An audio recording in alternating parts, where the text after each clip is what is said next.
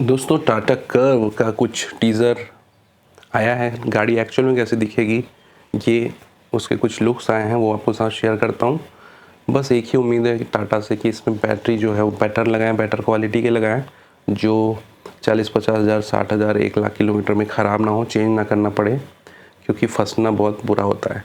Tata curve का यहाँ पे लुक देखिए। कर्व के बारे में अलग से एक वीडियो बना दूंगा मैं डिटेल में। आगे चलते हैं, आज का वीडियो शुरू करते हैं। तो hello guys, welcome to my channel Doctor Gadget. मेरा नाम है डॉक्टर गिरीश। दोस्तों कुछ दिनों पहले मैंने अपना इंसिडेंट्स आपके साथ शेयर किया था, जिसमें मैं 15 दिन पहले करीबन 300 किलोमीटर की जर्नी कर रहा था। उसमें मेरी गाड़ी की बैटरी लिमिटेड परफॉर्मेंस में 34% में ही आ गई थी। तो फाइनली उन्होंने बैटरी चेंज कर दी है। सर्विस सेंटर में गाड़ी लगभग 14-15 दिन थी, उसके बाद गाड़ी मिल गई है। तो आज आपको इस वीडियो में बैटरी का क्या कॉस्ट होता है, मुझे कितना देना पड़ा, कितने दिन लगते हैं इसमें, सर्विस का एक्सपीरियंस कैसा है, नई बैटरी के साथ मुझको रेंज कैसा मिल रहा है, तो ये सारी चीज़ें शेयर करूँगा। तो आप लास्ट तक बने रहें। पहली बात कर लेते हैं सर्विस का एक्सपीरियंस मेरा कैसा रहा। तो फ्री में हो गई, वो तो टाटा कंपनी करती है। जो चीज़ टाटा कंपनी हैंडल करती है ना, वो बेटर तरीके से करती है, ये समझ आया। और जो डीलर हैंडल करते हैं वो प्रॉफिटेबिलिटी के हिसाब से ही हैंडल करते हैं। जिस चीज़ में प्रॉफिट है वही चीज़ आपको अच्छे से करके देंगे, अदरवाइज़ वो ध्यान नहीं देंगे। ये चीज़ मुझे पता चली, तो सर्विस एक्सपीरियंस आपके साथ मैं शेयर करता हूँ। दोस्तों मेरी गाड़ी 15 दिन तक के डीलरशिप के पास ही रही, सर्विस सेंटर में। बट उन्होंने मुझे कोई भी लोनर व्हीकल नहीं दिया। लोनर व्हीकल मतलब जब आपकी गाड़ी ज़्यादा दिन तक रखते हैं कोई सर्विस सेंटर वाले, अल्टरनेटिव के रूप में दूसरी गाड़ी आपको दी जाती है, उसको लोनर व्हीकल बोलते हैं। या फिर उस गाड़ी के जो ख़राब हुआ है उस ड्यूरेशन में आपका जो खर्च हुआ है आने जाने में, वो कंपनी पे करती है। तो ये दोनों चीज़ मेरे को नहीं मिली। मैंने मेल डाला हुआ था, रिक्वेस्ट किया हुआ था, यूट्यूब में कुछ वीडियोस देखे जिसमें लोगों को लोनर व्हीकल या उसके बदले पैसे मिलते हैं अगर ऐसा कुछ इंसिडेंस होता है तो, क्योंकि इसमें हमारी कोई गलती नहीं है, बैटरी ख़राब हो रही है तो वैसा मेरे साथ कुछ भी नहीं हुआ। मेल में मैंने काफ़ी सारी चीज़ें मेंशन करी थी, तो सिर्फ सर्विस सेंटर का नंबर दे दिया गया। कंसर्न लोगों का कॉल आ रहा था, लेकिन वो लोनर व्हीकल के बारे में कोई भी सॉल्यूशन मुझको नहीं मिला। और दोस्तों इसलिए मैं ये पैसों की बात कर रहा हूँ, क्योंकि मेरी जो नेक्सॉन ईवी मैक्स है, ये फाइनेंस कराई हुई गाड़ी है। इसका पर डे मेरे को लगभग 1000 रुपये देना पड़ता है। तो इस वजह से 15 दिन सर्विस सेंटर में गाड़ी थी, तो मुझे 15,000 का तो नुकसान ऐसे ही हो रहा है, पेट्रोल का एक्स्ट्रा। तो ये वजह थी कि मेल करने की, बट सॉल्यूशन नहीं मिला। बात करें सर्विस सेंटर की, जिस सर्विस सेंटर में मैं गया था वहाँ पे कंस्ट्रक्शन का वर्क चल रहा था, सिविल कंस्ट्रक्शन का। वैसे ही कंजस्टेड जगह है, उसी के बीच गाड़ियों को आगे पीछे गाड़ियों की सर्विस भी हो रही है, तो बहुत ही हैफाजार्ड टाइप का सिचुएशन था। आसानी से आपकी गाड़ी में स्क्रैच वगैरह आ सकते हैं। तो ये देखा गया है अभी कि डीलर लोग सर्विस के लिए बहुत कम जगह रखते हैं और शोरूम के लिए मेन जगह रखते हैं। नई गाड़ियों का यार्ड है वो भी वहीं पे मिला दिया जाता है। सबसे छोटी जगह सर्विस सेंटर सर्विस के लिए दी जाती है। दूसरा इशू ये है, टाटा में जहाँ पे मैं रहता हूँ वहाँ पर ईवी के लिए अलग पर्सन रहते हैं। 1-2 लोग ही जानते हैं ईवी के बारे में, तो उसके आने का वेट करना पड़ता है आपको। अगर वो छुट्टी ले लिया है तो आप कल ले आना, ऐसे कुछ भी बोला जाता है। तो ये इशू है, ईवी के लिए एक पर्टिकुलर आदमी ही रिस्पॉन्सिबल होता है। वो कभी 9:30, 10:30, 11 ऐसे आता है। तो ये कोई टाइम का भी वहाँ पे पंचुअलिटी मुझे नहीं दिखी। दोस्तों गाड़ी कंप्लीट होने का कंफर्मेशन मैंने एक दिन पहले कॉल पे ही ले लिया था। उसके बावजूद जब मैं गाड़ी लेने गया तो 2 से 3 घंटे लग गए मुझको गाड़ी मिलने में, डिलीवर होने में, गेट पास बनने में। उसमें भी मुझे कोई इनवॉइस बिल, ज़ीरो बिलिंग कुछ भी नहीं दिया गया है। कोई डिटेल नहीं दी गई है कि आपका बैटरी चेंज हुआ है या नहीं हुआ है। उसके अलावा टाइम तो लगा ही, साथ में हब कैप के लिए बोला हुआ था टाटा लोगो वाला, वो भी नहीं मिला। इन्होंने कोई भी वाइपर जो फ्लूइड है में वाटर वगैरह डालना होता है वाटर टैंक में, वो भी नहीं डाला था। तो बारिश में थोड़ी सी दिक्कत हुई। उसके अलावा इन्होंने गाड़ी को खुले में रख दिया था 15 दिन।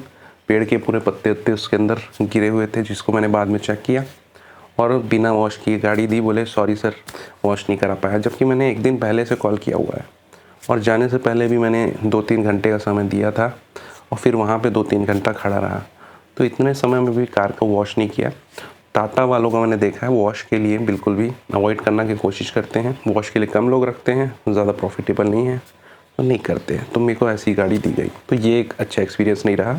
सर्विस के बाद गाड़ी आपको नई जैसी मिले, चमकती हुई, साफ़ सुथरी, तो अच्छा लगता है, अदरवाइज़ बिल्कुल भी अच्छा नहीं लगता। रास्ते में घाटी पड़ती, वहाँ पे मुझे बहुत दिक्कत हुई, क्योंकि विंडशील्ड वाटर टैंक में कुछ भी पानी नहीं था।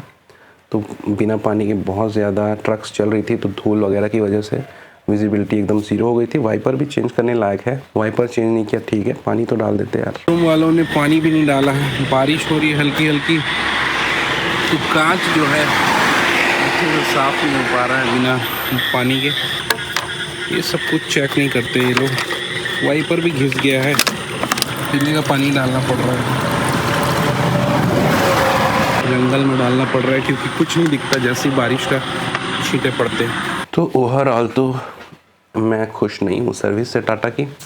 हाँ ये है कि मैंने ईवी इसलिए ली थी कि इसमें कम सर्विस का चीज़ें रहती है तो झेला जा सकता है। तो मैं तो ये कोशिश करूँगा कि गलती से भी कोई मेरे पहचान में इनका पेट्रोल या डीजल वाला कार ख़ासतौर पे महंगा वाला ना ले ले, क्योंकि सर्विस में उस लेवल का इम्प्रूवमेंट नहीं है जितना इन्होंने गाड़ी की एस्थेटिक्स पे काम किया है या फिर डिज़ाइनिंग में काम किया है या प्राइसिंग में काम किया है। सर्विस में वो काम बिल्कुल नहीं दिखता है। अब बात कर लेते हैं बैटरी की। बैटरी चेंज होके मिला वो कैसा था, प्राइस क्या होती है, ये चीज़ों की। तो भाई बैटरी अगर आपकी ख़राब होती है उसको निकाला जाता है, पुणे भेजा जाता है, पुणे से दूसरी बैटरी आती है आपकी गाड़ी में लगाई जाती है। तो ये सब प्रोसेस में 10 से 15 दिन तो लग ही जाता है हमारे शहर में, छत्तीसगढ़ में। मेरी जो बैटरी है वो फ्री ऑफ कॉस्ट चेंज हुई है क्योंकि अंडर वारंटी थी। और अगर आप नई बैटरी की प्राइस मुझसे पूछेंगे तो उसकी प्राइस लगभग 9 लाख रुपए के अराउंड है, जो धीरे धीरे फ्यूचर में कम होगी। आपको लगेगा बैटरी ख़राब होने से 9 लाख रुपए ही लगेंगे, तो ऐसा नहीं है। मैं आपको आगे बताऊंगा तो समझ आएगा आपको कि 9 लाख रुपए आपको फ्यूचर में नहीं देना पड़ेगा।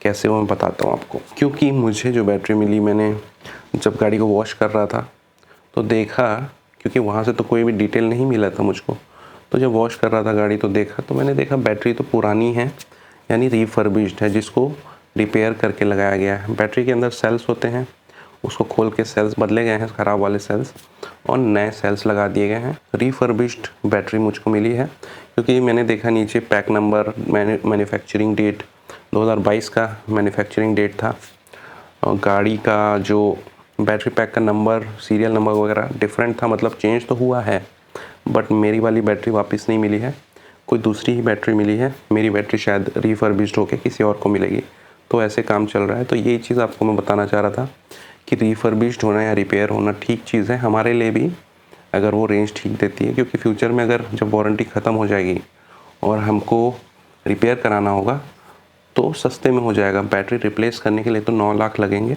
बैटरी रिपेयर करने के लिए थोड़े कम पैसे लगेंगे ऐसा लग रहा है। तो वो वारंटी ख़त्म होने के बाद ही पता चल पाएगा, तो एक अच्छा ऑप्शन हो सकता है। सर्विस वालों से पूछा कि भाई बैटरी चेंज होना कॉमन है क्या, तो उन्होंने बोला कि हाँ, जब गाड़ी ज़्यादा चल जाती है तो चेंज होता है। किसी का 40,000 में चेंज हुआ है, किसी का 1 लाख में चेंज हुआ है। और मैंने एक सर जो मेरे से देख के उन्होंने नेक्सॉन ली थी, उनसे बात करी, उनकी गाड़ी की बैटरी तो 2000 चलने के बाद ही चेंज हो गई थी। तो ये मुझे शॉकिंगली पता चला। अभी मैंने बात करी जब अपनी गाड़ी के बारे में, उनसे आपको कभी मिलाऊंगा, बट ये भी इन्फॉर्मेशन आपके लिए है। तो गाड़ी का जब बैटरी मैंने देखा तो स्टिकर पुराना था, मैन्युफैक्चरिंग डेट पुरानी थी, तो मुझे समझ आया कि रिफर्बिश्ड बैटरी ही दी गई है मुझको। सर्विस सेंटर वालों की तरफ से कोई भी क्लैरिटी नहीं दी गई कि कैसी बैटरी मिली है, ट्रांसपेरेंसी थोड़ी कम लगी मुझको। अब बात कर लेते हैं दोस्तों कि नई बैटरी रेंज कैसी दे रही है। क्योंकि नई बैटरी लगवा के मैं सीधा चार्जर पे चार्ज करने पहुंचा 100%, वहाँ से 70% में मिली थी मुझको 100%, क्योंकि 300 किलोमीटर जाना था। मैंने चार्ज करने की सोची, एसी चार्जर में बहुत समय लग जाता, इसलिए मैंने डीसी चार्जर में ही चार्ज किया 100% तक के। जब चार्जिंग करने गया तो बहुत सारी गाड़ियाँ थी, मतलब ईवीज़ बढ़ रही हैं तो थोड़ा वेट भी करना पड़ा, बट मैंने चार्ज किया और निकल गया अपने 300 किलोमीटर की जर्नी के लिए। तो पहला चार्जर आता है लगभग 125 किलोमीटर के राउंड, तो मैं वहाँ पे 49% बैटरी यूज़ करके पहुँच गया था, तो कोई दिक्कत नहीं हुई। ये अच्छी बात है जो उस दिन के माकड़ी ढाबा के चार्जर ने धोखा दिया था वो आज ठीक हो गया है, 51% है। वो चार्जर जो ख़राब था पिछली बार वो ठीक हो गया था। तो यहाँ ये भी बताना चाहूँगा कि टाटा पावर 15 दिन में चार्जर ठीक कर दिया। तो ऐसा नहीं है कि कोई चार्जर ख़राब है तो बहुत दिन तक पड़ा रहता है, नहीं ठीक होता। इतना तो सर्विस वो लोग दे रहे हैं, बट थोड़ा सा फास्ट सर्विस करने की ज़रूरत है, क्योंकि अभी ईवीज़ बढ़ रही हैं और ईवीज़ पे डिपेंडेंसी बढ़ रही है, लोग दूर का ट्रैवल भी कर रहे हैं ईवीज़ से।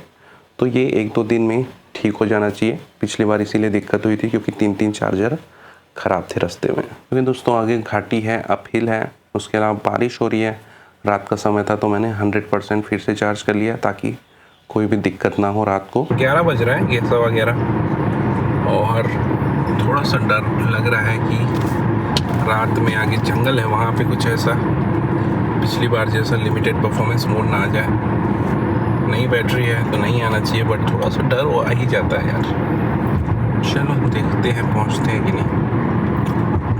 और फिर भी मैं बहुत ही आराम से चला रहा था, क्योंकि कहीं ना कहीं 34% पे जो बैटरी बंद पड़ गई थी वो दिमाग में आ रहा था, और रात में मैं अकेला था, बारिश हो रही है और टाइम भी 11:30-12 बज रहा था। ये एंजाइटी तो ज़रूर आई मुझे कि फिर से 34% पे तो कुछ होगा नहीं, इसलिए मैं चाह रहा था 34% से पहले ही मैं अपने डेस्टिनेशन पे पहुंच जाऊं। तो मैंने एसी भी बंद कर दिया, इको मोड लगा लिया, रीजन 0 कर लिया और आराम से 60 की स्पीड में लगभग चला।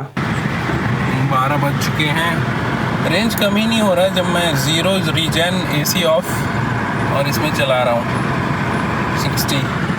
सिटी लिमिट्स पे पहुँच गए हैं, अब 7 से 10 किलोमीटर और।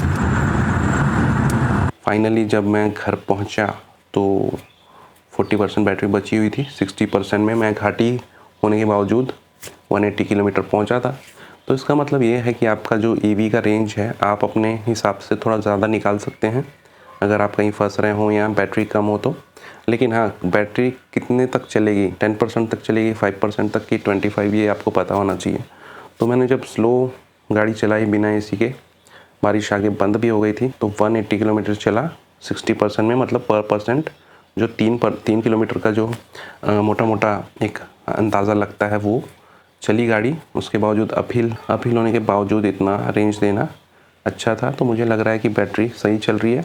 दूसरे दिन भी मैंने सिटी में गाड़ी चलाई तो काफ़ी अच्छा रेंज दिया, मैं आपके साथ शेयर करता हूँ यहाँ पे।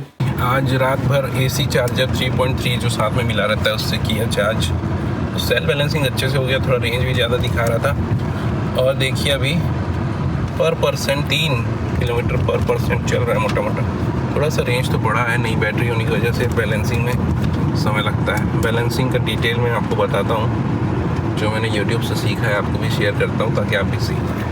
पर परसेंट 3 किलोमीटर से ऊपर का रेंज देना मैं ठीक समझता हूँ नई बैटरी के लिए। तो आगे भी टेस्ट करूँगा मिनिमम मैक्सिमम इसमें कितना रेंज निकल पाता है वो आपको बताऊँगा। तो हमारे चैनल के साथ बने रहेंगे, इससे आपको इन्फॉर्मेशन मिलती रहेगी। तो भाई ईवी जो है फेलियर नहीं है, ईवी अच्छे हैं, और क्यों अच्छे हैं इसके लिए मैं डिटेल में अलग से आपको वीडियो बना के बता दूंगा कि मेरे लिए क्यों ईवी अच्छा है। इतना तकलीफ़ होने के बाद भी मैं क्यों ईवी की ही तारीफ़ कर रहा हूँ ये आपको बताऊंगा। बट हाँ, चार्जर्स को आपको ध्यान से सर्विस रखना है, चालू रखना है, आपको सर्विस अच्छी देनी है, बैटरी क्वालिटी अच्छी रखनी है। ये कंपनियों के लिए मैं एक सजेशन देना चाहूँगा ताकि इस तरह की प्रॉब्लम दोबारा किसी के साथ ना हो। क्योंकि भाई गाड़ियाँ बढ़ रही है, ईवीज़ बढ़ रहे हैं, नंबर ऑफ़ चार्जर्स तो बढ़ने ही चाहिए। गाड़ियों की कैपेसिटी जो बैटरी की है वो बढ़ रही है। पहले 25-30 किलोवाट आता था, अभी 40, 50, 60, 70 ऐसी गाड़ियाँ आ रही हैं जिसमें इतने बड़े बड़े बैटरीज़ हैं। तो जो जनरली चार्जर, फास्ट चार्जर लगे हैं टाटा के, वो 30 किलोवाट के हैं, तो इनको भी धीरे धीरे बढ़ना चाहिए। 40, 50, 60 किलोवाट के चार्जर फ्यूचर में होने चाहिए, जिससे कम समय लगेगा, वेटिंग पीरियड कम रहेगा और चार्जर चालू रहना चाहिए। तो ये सारी चीज़ें सॉल्यूशन है इन प्रॉब्लम्स के। ईवी में कोई दिक्कत नहीं है दोस्तों, अगर चार्जर सही है और बैटरी सही है तो ईवी में कोई भी दिक्कत नहीं है।